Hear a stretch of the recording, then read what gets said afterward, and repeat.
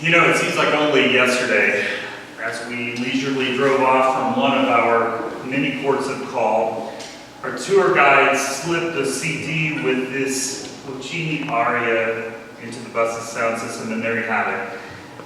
It was heaven on earth. But let me start a bit before that. As most of you know, Sarah and I just celebrated our 25th wedding anniversary with a Mediterranean cruise. It was somewhat of a splurge for us, but being such a special occasion called for a very special celebration. So on Sunday, May 19th, we began our journey first to Barcelona, Spain, for a couple of days of sightseeing and resting from a lengthy, multiple layover flight. And we had a marvelous time in this really quite fascinating city that was new to both of us. While there, we visited many intriguing sacred sites, including the cathedral in the Gothic quarter of Old Barcelona, the mammoth Sagrada Familia minor basilica that was designed by architect and Art Nouveau guru Antoni Gaudi, Serrat Khor, or the Sacred Heart Church, perched on a mountaintop overlooking the city. And of course, no trip to Spain would be complete without visiting the Benedictine Monastery of Montserrat, where its world-renowned boys choir performs for tens of thousands of visitors each day. Our days in Barcelona were a great experience all around. As our stay drew to a close, it was off to the port to board our home away from home for the next 10 days. On our way, we visited many sites and villages in the south of France, Italy, and Montenegro. The one that sticks out most in my mind is the day we chose to go to Pisa. It was a fluke, really. Our ship was supposed to dock in the Tuscan city of Livorno, a port equidistant between Pisa and Florence, for only one day, which meant that we needed to choose between those two cities, and we hesitantly chose Florence, knowing that we would not get to see the historic sites of the Pisa we had always heard of. But as we left France, we encountered some high seas, which prohibited our visit to the next scheduled port of call. And as a result, we were able to have 2 days in Livorno and could go to both of these wonderful cities instead. And that's when it happened. An unscheduled visit to Pisa on a spectacularly beautiful day when the blue of the sky was only rivaled by the sapphire Mediterranean.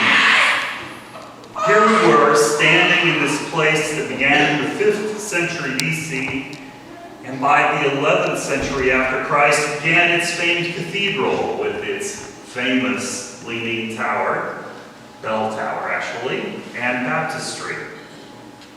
As we strolled through the Piazza del Duomo, the cathedral square there, it was a surreal feeling that came over me as we walked these paths that have been tread by so many centuries of worshipers, townspeople, merchants, and tourists.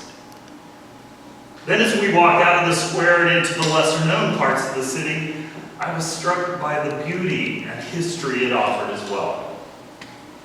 From the architecture to the sights and sounds of the bustling city, even to the mouth-watering gelato. This was a feeling like I had never experienced before. But it wasn't over quite yet. When we finally made it back to the bus for our 30-minute or so trek back to the ship, that's when our tour guide put on Nessun Dorma, the Puccini CD, and I was mesmerized. As we went through Italian countryside, watching Pisa fade off in the distance, listening to this beautiful aria. I even texted Kristen when I was on the bus, and the text read, "If there's a heaven, I am in it." Now, what was so special about this experience over the rest of the trip? I'm not really sure exactly. As I thought about it, I guess it was like the perfect storm. We weren't scheduled to be there in the first place. The weather had been a bit sketchy, but not on this day. The sky was as beautiful as I'd ever seen it, and to top it all off, music by Giacomo Puccini, one of the greatest 19th to 20th century Italian composers, I was in heaven. It happened when I least expected it. Have you ever had an experience like that? When out of the blue you were sent to heights that you had never expected, when every sensory neuron was working at capacity to take it all in? It certainly happened to me on that particular day. What would it be like to be open enough to exterior stimuli that we could experience heaven at any time? This, I believe, is what our scripture for today is addressing. And our text is from the Gospel according to Mark in the first chapter, starting with verse 14. After John was arrested, Jesus went to Galilee preaching the message of God. Time's up. God's kingdom is here. Change your life and believe the message. Passing along the beach of the Lake of Galilee, he saw Simon and his brother Andrew net fishing. Fishing was their regular work. Jesus said to them, "Come with me, I'll make a new kind of fisherman out of you.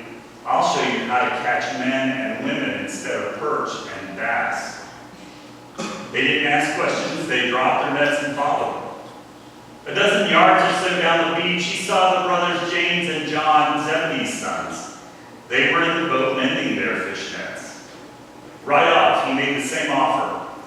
Immediately left their father Zebedee, the boats, and the hired hands, and followed. Then they entered Capernaum. When the Sabbath arrived, Jesus lost no time in getting to the meeting place. He spent the day there teaching. They were surprised at his teaching, so forthright, so confident, not quibbling and quoting like the religion scholars. Suddenly, while still in the meeting place, he was interrupted by a man who was deeply disturbed and yelling out, "What business do you have here with us, Jesus, Nazarene? Nazarene, I know what you're up to.